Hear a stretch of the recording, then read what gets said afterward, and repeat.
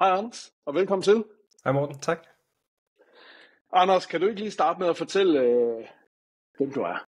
Jo, jeg er 34 år gammel. Jeg bor i Brabrand, lidt vest for Aarhus, sammen med min hustru. Og om alt går som planlagt, så om 8 dage, så får vi vores lille datter. Så vi er meget spændte lige nu. Det er selvfølgelig det, der fylder en masse.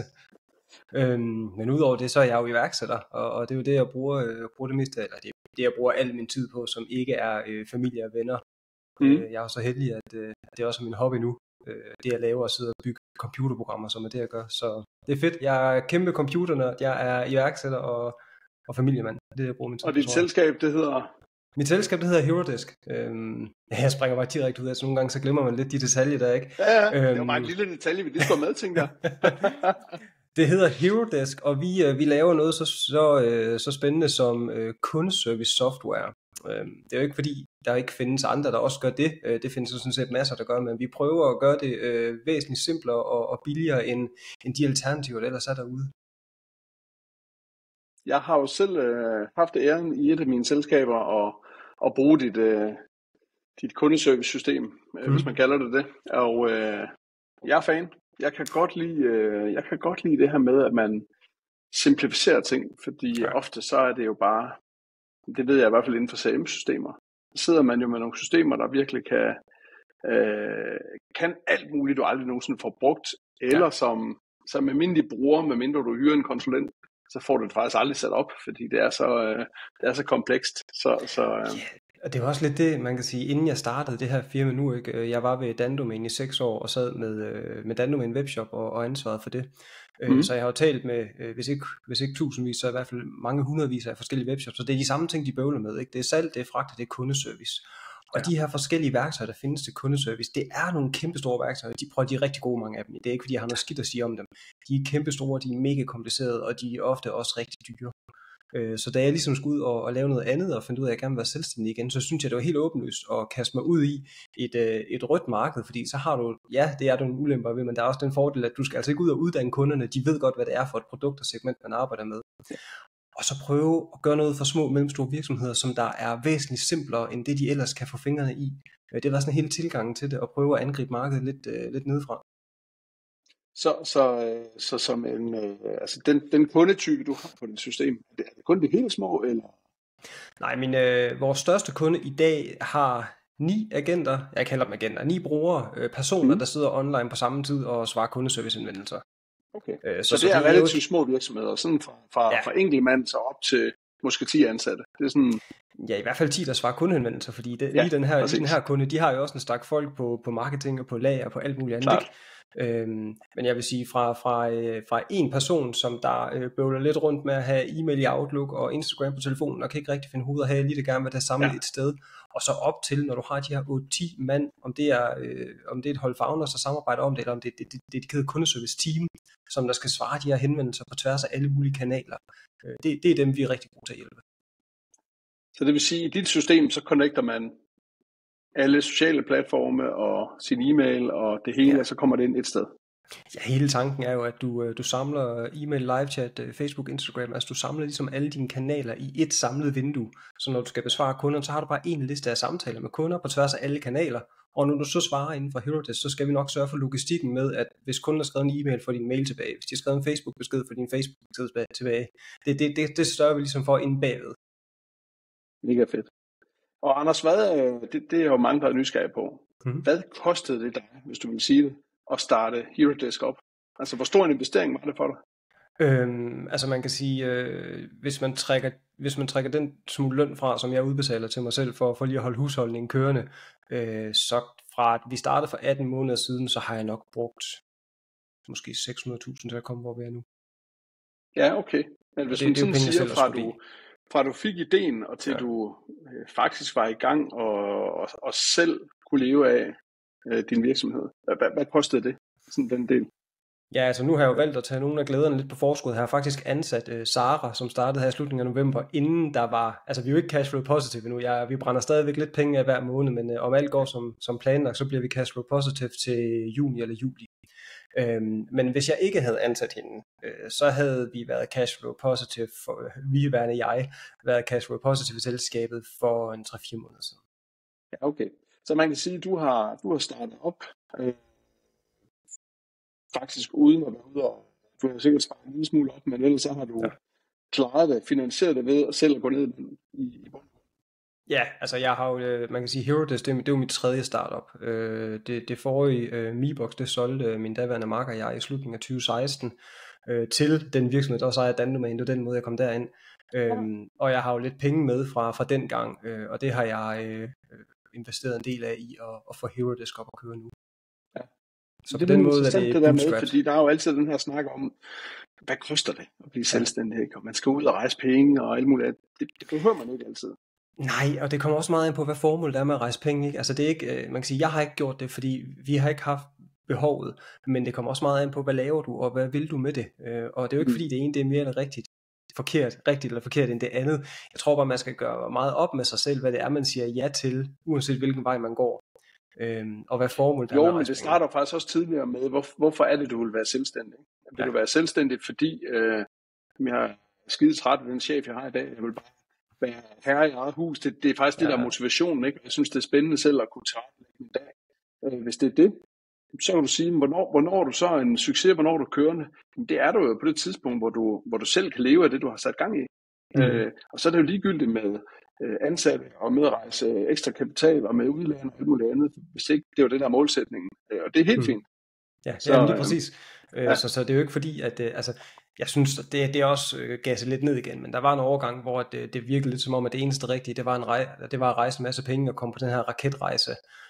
Og det er helt sikkert det rigtige for nogen. Altså jeg synes, et af de bedste eksempler, der er lige nu, det er Flatpay, som der gør det vanvittigt godt. De brænder eddermame også nogle kontanter af, skal jeg helt til at sige, men de gør det sindssygt godt på den rejse, der de er jo vel allerede i hele Europa med det system, de har udviklet. Ja, det er også det er en mere taknemmelig ting at ekspandere med, end noget af det, jeg har prøvet. Det er jo det er dejligt med payment, kan jeg forestille mig. Så ja. Okay. Ja, og i forhold til HeroDesk, ikke? Altså man kan sige, jeg er jo så heldig, at jeg kan udvikle programmet selv, så jeg har jo ikke eksterne udviklere på, og det er også derfor, at omkostningen ved at starte det op har været sådan relativt lav for mit vedkommende. Ja. Fordi ellers, hvis ikke man ligesom enten selv kan, eller har en co-founder, der kan bygge, hvis det er software, man bygger, ikke kan bygge det selv, så skal man jo bruge en del penge for at få det skabt. Men hvorfor skal man som virksomhed egentlig bruge penge på sådan et system, som du har? Hvorfor ikke bare bruge Gmail eller andet? Det fungerer jo. Ja, Gmail det fungerer til et vist punkt. Man kan sige helt lavpraktisk, så det første problem det opstår, når hvis du og jeg, vi har en virksomhed sammen, ikke? Og jeg åbner en mail, den skal du svare på, men jeg glemmer at markere den som ulæst, så får kunden aldrig svar. Ja. Det er sådan helt lavpraktisk, ikke? Og det er nummer 1 problem, jeg møder ved næsten alle dem, som der ikke har et kundeservice-system i forvejen.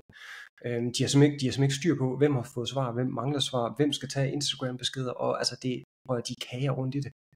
Så det der med at få et system, der ligesom kan få samling på det, er en kæmpe gave for kundeservice i mange af de her virksomheder, og man kan sige, hvis du vender den om, hvad er motivationen så for det? Altså en ting er indadvendt. I får måske mere ro på ved, at man ved, okay, der er styr på, alle kunderne har fået svar, der er styr på, hvem svarer hvad og så videre. Men også udad til, altså hvis de her kunder, de skriver, fordi de har spørgsmål, inden de køber, hvor mange penge bruger du normalt i marketing på at drive folk ind på din hjemmeside, ikke? Og hvad koster det så, hvis den her kunde forsvinder igen, fordi de ikke lige får spørgsmål på et svar, inden de køber? Det er altså ikke mange, du skal misse på den konto, før at det pludselig er en rigtig god investering at have et stykke software til at hjælpe dig med at holde hånd i hanke med det. Nej, så vil jeg jo sige, jeg er meget enig. Altså, jeg er jo selv kæmpe fan af at automatisere og sætte noget struktur på ting, og sikre, at man får svaret sine kunder. Ikke? Fordi det er jo bare der ligger nogle penge at hente. Ikke? Nogle af de relativt lette penge der. Der skal ikke ret meget til for at gøre folk tilfredse af min erfaring. Så længe du får et svar, du bliver taget seriøst som potentiel kunde eller som kunde, jamen så er du nået langt. Og det er bare ikke lige den opfattelse, man har, hvis man ikke får et svar. Det er jo noget af det værste, der findes. Det er jeg meget enig i. Altså igen, du bruger så meget krudt på, fordi de har folk ind på din hjemmeside for at præsentere dit produkt, og få dem til at lægge noget i kurven og så videre, ikke? Så det mindste, man kan gøre, det er at tage sig selv og sine penge en lille smule alvorligt, og så få svaret dem, der faktisk stiller nogle spørgsmål på den rejse der. Ja. Men lad os så sige, at jeg køber det system, jeg får det op at køre, jeg begynder at svare derinde, og hvad kan jeg bruge de indsigter til? Hvad kan jeg bruge det data til, jeg faktisk får ud af det? Jeg har selv et bud, men jeg er spændt på at høre, hvad du siger.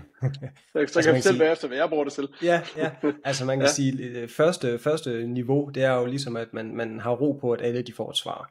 Når man så går hen og bliver lidt mere avanceret i brugen af det, og begynder at hive nogle rapporter ud af noget, jamen så kan du kigge på noget så lavpraktisk som, hvad dag på ugen, hvad time på døgnet skriver din kunde til dig, fordi hvis du sidder på fra 8 til 16, men du kan se, at alle dine kunder, de skriver til dig mellem 19 og 21, når ungerne de er puttet, og der er ro på i hjemmet, så er det måske der, du skal have folk online i din kundeservice.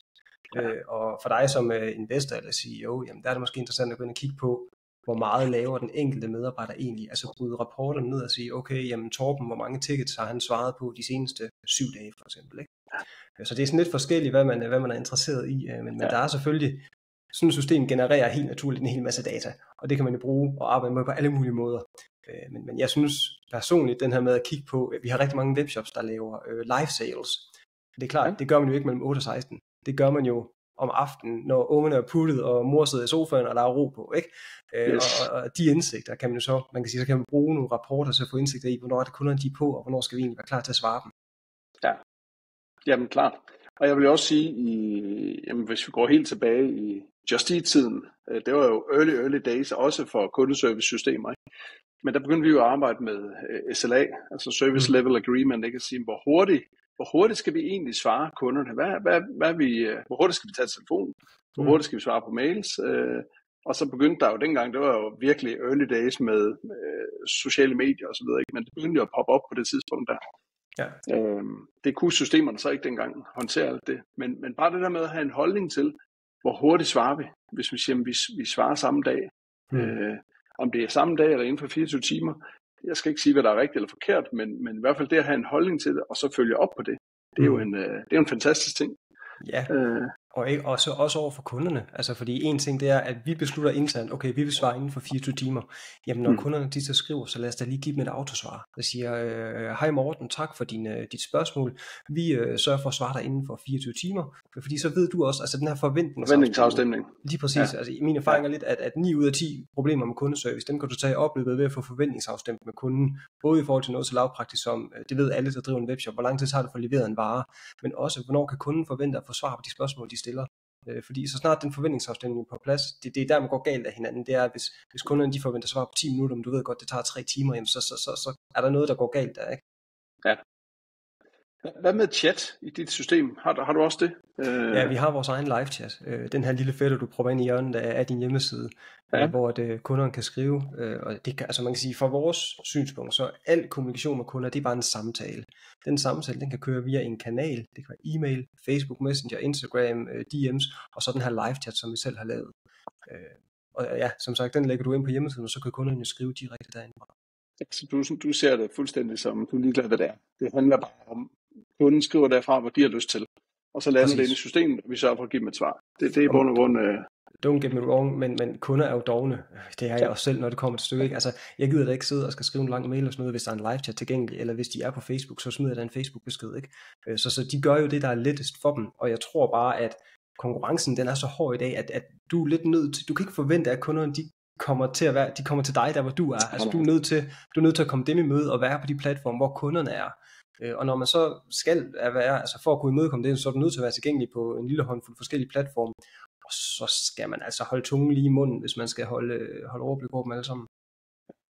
Og hvad så med AI? Det snakker vi alle sammen om lige nu, ikke? Ja. Og der er gode eksempler, der er dårlige eksempler. Jeg har et godt eksempel fra Vinhuset. De har også kørt AI ind over deres chat, som jeg tror, den svarer på måske 80% af alle henvendelser i dag. Det er jo fantastisk, og den giver ikke de der ringesvar, som man så for 2 år siden, men noget brugbart, som kunderne faktisk er tilfredse med. Har du også den del? På tegnebrættet. Man kan sige, det vi har med kunstig intelligens i dag, det er for eksempel så har vi mulighed for automatisk oversættelse til og fra alle sprog af både indgående og udgående beskeder. Så som man kan sige, med base i Danmark, der kan du på dansk få beskeder fra Holland. Og når de skriver på Holland, så ser du den på dansk, og når du svarer på dansk, så får dit Holland svar tilbage. Så man kan sige, det er vi ret glade for. Den funktion er jeg ret glad for. Vi bruger det også meget til automatiseringer, hvor man kan sige, hvis kunderne de gerne vil returnere noget, Så i stedet for, at du kigger efter nøgleord i kundens spørgsmål, så som retur eller annullere eller sådan noget, det kan være svært at forstå, jamen, så kan du faktisk tage kundens spørgsmål, sende det op i noget kunstig intelligens og lave en intentionsanalyse og spørge, er det kundens hensigt at annullere en ordre? Hvis ja, så skal den så udføre en række handlinger. Så sådan nogle ting bruger vi det til nu, hvor du kan stille dine egne spørgsmål til kunstig intelligens, som den så svarer på, og så kan du automatisere HeroDesk med udgangspunkt i det. Det er sådan en fase 1 af kunstig intelligens, vi har arbejdet med. Tak. Jamen, den er jeg også rimelig glad for, den der. Men fase 2 og 3, det bliver jo for det første foreslået svar, og for det andet en autonom chatbot, så det kommer vi med. Jeg tror sådan helt generelt, jeg lavede faktisk en poll på LinkedIn her i sidste uge, hvor jeg spurgte, hvad foretrækker du i forhold til kundeservice? 1. Kun mennesker, ingen kunstig intelligens. 2. Kun AI chatbot, eller 3. en kombination. 70% de svarede nummer 3, og der var kun en enkelt, der svarede, at han foretrækker ren kunstig intelligens. Så det jeg tror også, jeg vil svare. Jeg vil have det godt som forbruger med at vide, der er muligheden for en person. Ja.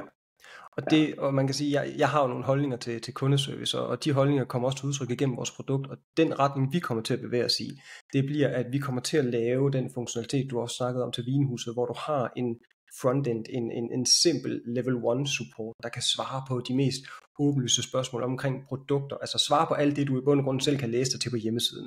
Det kommer den til at kunne svare på. Men i det øjeblik, du som forbruger ikke er tilfreds med svaret, eller har brug for at få noget uddybet, eller bare kan høre noget andet, så skal det være mega nemt for dig at trykke på, blive stillet videre til et menneske. Ja, det er jo, ellers så bliver man frustreret. Så bliver man, Altså jeg ved det fra mig selv. Det første jeg gør, når jeg møder sådan en fucking chatbot der, det er at prøve at finde en nøgleord der stiller mig videre til et menneske, fordi jeg gider dem ikke. Men det er jo op til den enkelte forbruger. Man kan sige, min holdning er, at det kan være, det eksempel du gav, fungerer skide godt. Men det skal bare være rigtig nemt at komme videre til et menneske, hvis man så har brug for noget mere. Og det er den vinkel, vi tager. Jeg synes, et andet godt eksempel, det er Economic, opdagede jeg for, det er faktisk for nylig. Den gør det faktisk også skide godt. At svare på de der basic, og igen, jeg er meget enig, level 1 spørgsmål, sådan de der dagligdags ting, man lige, hvordan får jeg lige slettet en bruger, eller alle mulige andre, de har sådan irriterende ting om, det kan det kun være et kvartal. Det er smart. Så det bliver vores tilgang til det, og det udvikler sig sindssygt hurtigt. Jeg tror for os, der bliver det bliver en integreret del af produktet. Altså vi kommer ikke til at positionere os som AI-powered customer service. Altså der går ikke ret lang tid. Så det at brande sig som AI-powered, det kommer til at svare til at sige, at vi er powered by electricity. Altså det bliver lidt ligesom strøm i stikkontakten, ikke? Det er bare sådan en standard, som folk forventer med. Det er der bare, ikke? Ja, så vores tilgang bliver meget mere at kigge på, hvordan kan vi gøre det nemt, både for kunderne at få de svar, de skal bruge, men også for kundeservice-medarbejderne at hjælpe deres kunder. Ja. Hvad med sådan en funktion? Jeg kan ikke huske, hvad det var for et system. Men der findes nogle systemer inden for kundeservice, hvor du faktisk på dit website kan markedsføre, hvor hurtigt du er til at svare gennemsnitligt. Og den tager dataene fra kundeservice-systemet. Det kunne det ikke være en sjov lille feature? Jo, at det er jo ret nemt at lave statistik. Ja, fuldstændig. Det er ret nemt at lave statistik på, og så kan man sige, så lige sådan en lille JavaScript snippet, du kan lægge ind, og så bliver det vist på hjemmesiden. Vi svarer. Med min gamle arbejdsplads, Dandomain, gør det faktisk. Hvis du kigger op i toppen af deres hjemmeside, så står der faktisk, at vi svarer på, de plejer at tage telefonen på mellem 12 og 14 sekunder. Altså, de er sindssygt dygtige til det der. Jeg synes jo, det er fedt, det der. Ja, jeg synes jo, det er fedt. Jeg tror, Corpay gør det også inde i deres chat, inde i produktet, ikke? Og det giver bare sådan en, vi svarer inden for 10 minutter. Nå, fedt. Så igen, forventningsafstemning. Jeg har lavet det i dag som en manual drop-down, hvor du kan sige, at den bare viser som standard, vi svarer inden for 2 minutter, 10 minutter, en time. Altså, så du kan gøre det, sætte det ind statisk, ikke? Men det er klart, det er lidt sjovere, at den udregner det dynamisk baseret på de sidste 7 dage, eller hvad det var. Ja, eller det her med, at den ved altid om torsdagen mellem 17 og kl. 20, der Så mit gamle projekt Hungry, Just Eat for den sags skyld, jamen, der vidste vi jo godt fra klokken 17 til klokken 19. Det var der, vi peakede everyday. Ja. Ikke? Og alle andre timer på døgnet, der skete ikke så meget. Men de 2 timer, der skulle vi bare være klar, der skulle ting bare spille. Ikke? Ja. Så, men det giver mening. Så vi brugte jo faktisk vores kundeservice-system til at lave vagtplaner med os. Ud fra de data. Og det sparede vi rigtig, rigtig mange penge på, da vi blev så kloge og kom til at tænke over, gud, hvorfor gør vi ikke det? Altså, for det er jo fuldstændig connecte de to ting. Ja, der er jo ingen grund til, at folk de sidder og ikke har noget at lave i løbet af dagen, når man ved, at al belastning den ligger om aftenen. Ja, jamen, det er det. Ja. Hvad så med, har du nogensinde fået stillet et spørgsmål, hvordan beregner jeg min ROI i forhold til at investere i et kundeservice-system? Altså, kan jeg få pengene hjem igen, og hvordan kigger jeg på sådan noget? Ja. Jeg har faktisk ikke nogen, der har svaret mig på det, fordi det som vi har solgt ind på, det er, at vores kunder synes, det er en åbenlys forbedring af deres processer. Forstået, at de får noget overblik, det bliver simplere, de er sikre på, at alle får svar.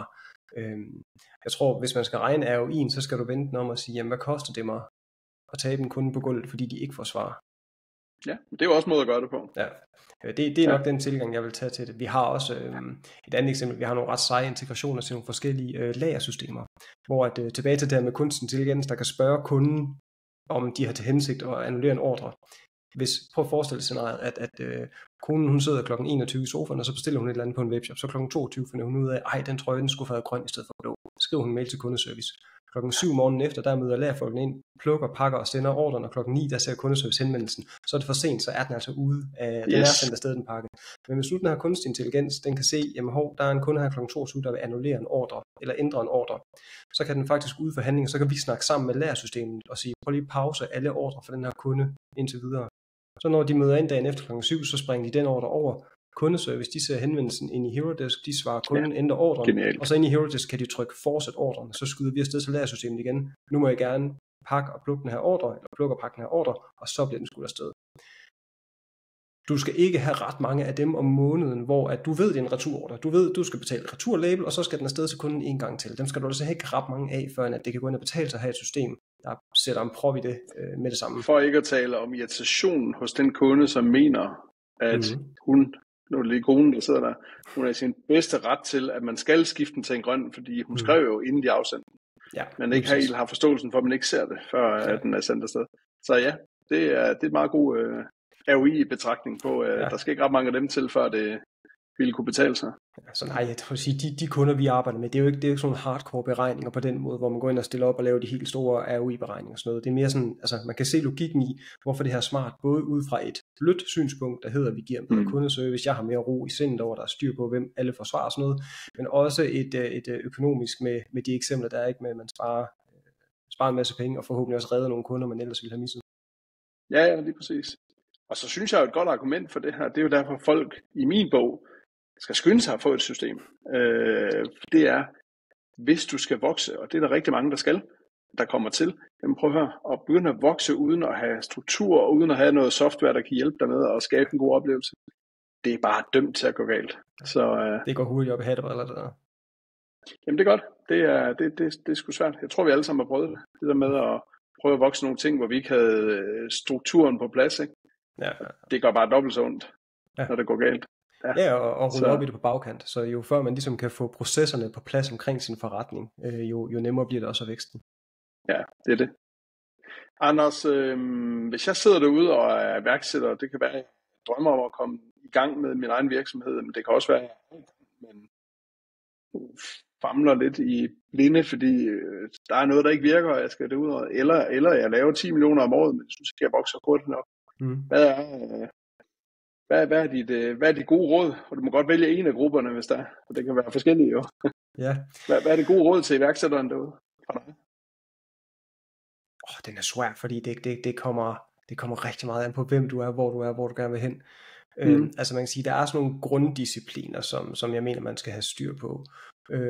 Nummer 1 for mig, som jeg går meget op i, og af skade bliver man klog, cash is king. Hvis du render tør for kontanter på bankbogen, så er det game fucking over, og du får ingen chance til. Så du skal have styr på din likviditet. Det lyder så røvkedeligt, men det er bare så vigtigt. Altså det er simpelthen grundreglen for at have en virksomhed, der kan vokse. Yes. Og nummer to, det må være, at du skal have orden i penalhuset. Altså tilbage til med systemer og processer og sådan noget. Jeg siger ikke, at du skal begrave dig i 32 forskellige SAS-værktøjer, der kan det ene og det andet. Men få nu bare, altså tag mig selv som eksempel. Ikke? Jeg kører Googles Worksuite til alt, hvad der hedder mail, kalender, møder og sådan noget, dokumenter og opbevaring. Så kører jeg ClickUp til projektstyring, hvor jeg har alt produktudvikling, alle kundedialoger, alting omkring det. Og så bruger jeg mit eget HeroDesk til kundeservice. Det er bare det 3 systemer, jeg bruger til at holde fuldstændig styr i penalhuset og vide, at der er styr på tingene. Så har du skærmdag hele vejen rundt. Ja. Jamen lige præcis. Så det der med lige at træde skridt tilbage og se, okay, hvad for nogle processer sidder jeg og gør hele tiden manuelt, og hvor man ved jo godt, hvis man lige mærker efter, hvor det gør ondt, så ved man jo godt, hvor det er henne, og få sat ind og få styr på de ting. Det tror jeg, det er sådan nogle universelle råd, som der er, altså der er så åbenlyse, at de er kedelige, men som mange måske alligevel har godt af lige at få genopfrisket. Der er i hvert fald mange, der ikke får det gjort, selvom de måske har hørt det før, ikke? Så god råd, det er fantastisk. Og jeg er meget enig med den med Cash King, og den er faktisk rigtig ofte connected over til software også. Fordi mange mennesker, når de lige stopper op en gang imellem, så finder de ud af, gud, jeg har alligevel fået snorket mig ind i 32 forskellige software, og jeg betaler 14.000 om måneden, ikke? Altså, det var lige lidt spændende at kigge på. Ja, det er jo lidt ironisk, at det jeg sælger, det er jo software as a service nu, men jeg kan også mærke, at jeg er blevet totalt allergisk over for at bruge min egen penge på andre folks software. Ja. Så altså helt lavpraktisk, jeg gør det, at en gang om måneden, den første mandag hver måned, der tager jeg hele mit kontoudtog fra banken over i et Excel, og så kategoriserer simpelthen hver enkelt postering, og får det over i en pivottabel, så jeg har fuldstændig overblik over, hvor mange penge vi har brugt på tingene, så der er ikke noget, der smutter, fordi det eneste, du kan kontrollere, du kan ikke styre, hvor mange kunder, der kommer ind, du kan ikke styre, hvor meget de betaler alt det der. Det eneste, du kan kontrollere 100%, det er, hvor mange penge du bruger. Så ved lige at starte med at få styr på det, så har man et godt udgangspunkt. Ja. Jeg er blevet grinet meget af, fordi noget, jeg faktisk gør i mange virksomheder, det er at tage i resultatopgørelsen, og så bede om for hver stykke software, der er aktivt, selvstændig konto. Fordi når du så begynder at se, den vokser, så du kan se, okay, der er HeroDesk, og der er Monday, og der er ClickUp, og der er Corpay, og så kører det ned. Så forholder du dig forhåbentlig til det hver eneste måned, og finder ud af, shit, det vil jeg stikke af det her. Ja. For det gør det bare ved rigtig, rigtig mange, så det er et skide godt råd, altså. Kig nu på det der, og tage en dag om måneden, eller vi gjorde det også i Hungry en gang om, og så havde vi sådan en dag, hvor vi kiggede på software, vi kiggede på mobilabonnementer, alle de der små ting, man siger, det betyder ikke noget. Jamen, det var det så. Ja, det retter bare op. Ja, og det retter op. Så det er jo sådan de lidt mere, altså det er klart, det er jo meget sjovere at lave det her. Det er meget sjovere for mig at sidde og kode programmet og sidde og skrive opslag på LinkedIn og alt det der. Det er jo det, der er sjovt. Men det andet der, det er bare det, der er nødvendigt. Det skal altså også gøres. Det er det. Lige et sidste spørgsmål, som jeg lige glemte før, det var marketing. Hvad gør du? Er du ude at bruge en masse penge på HeroDesk, eller hvad? Vi bruger penge på det, men nok ikke på den måde, som de fleste vil tro. Så alternativerne til HeroDesk, det er løsninger som Zendesk, Intercom, Georgias med videre. Det er store, veletablerede amerikanske selskaber, der er børsnoteret, kapitalfondsejet osv. Glem alt om at prøve at konkurrere med dem på Google Ads. Glem det, det kan ikke lade sig gøre. Så den tilgang, jeg har taget til det er, så jeg har 3 ben at stå på. Det første, det er founder-led sales, som det jo populært hedder i dag. Det handler jo i bund og grund om, at jeg gør mit bedste for at være mega synlig på LinkedIn i relevante fora. Nummer 2, det er god gammeldags kold canvas telemarketing. Jeg har et bureau på, der hjælper mig med det. Vi har identificeret nogle mega spændende leadlister af virksomheder, som vi oprigtigt tror på. Altså vi skyder ikke bare helt i blinde, vel? Vi har lavet nogle seriøse leadlister med virksomheder, vi mener, vi kan gå ind og hjælpe. Der er et ordentligt forarbejde, ja. Så ringer jeg simpelthen Canvas til dem og booker møder ind, hvor så tager vi produktpræsentation og onboarding derfra. Og det tredje ben, det er, at de penge, vi bruger på annoncering, det er meget topfundet. Altså det er helt op, nærmest ren branding for at komme ud på Google Display-netværk, på Facebook, Instagram, Snapchat. Helt topfundet branding. Vi er her, vi kan det her. Og så kører dem videre ned i et retargeting flow derfra. Så det er det, vi gør. Jeg bruger utrolig lidt på keywords. Og hvad med den personlige del? Fornemmer jeg sådan lidt, at du bruger noget krudt på os? Ja, altså, jamen det gør jeg, for eksempel, fordi jeg kan se, det virker. Her. Ja. Og har også set der andre podcasts. Jamen altså, man kan sige, udover at jeg gerne vil hjælpe og dele ud af den viden, som jeg ligesom har akkumuleret gennem årene, så er der jo selvfølgelig et branding element i det, og jeg kan jo bare se, at det virker. Jeg kan jo se, at folk de kontakter mig på LinkedIn og siger, hey, det lyder spændende der, kan du ikke give mig en demo eller et eller andet. Så det er bare det virker i det segment, som jeg er i, men det er også fordi, det er jo B2B software, jeg sælger. Jeg tror ikke, det virker for dem, der sælger ting B2C og sådan noget. Men lige for B2B software. Det handler måske om at blive talerør inden for et eller andet, og så dele ud af det. For det er det, du gør, ikke? Altså, du deler ud af den viden, du har, og derfor så lytter folk til dig og stiller spørgsmål, ikke? Jeg deler den rejse, vi er på, fortæller omkring, hvordan det er at prøve at starte et full remote softwarefirma i Danmark i 2025, og så deler jeg mine holdninger og tanker omkring kundeservice i al almindelighed. Og så dem, der synes, det er spændende, kan abonnere på det. Ja, det er det. Fantastisk. Jamen, Anders, jeg skal ikke spilde med din tid. Nej, jeg håber ikke, det var spildt. Nej, på ingen måde. Jeg synes, det er hyggeligt.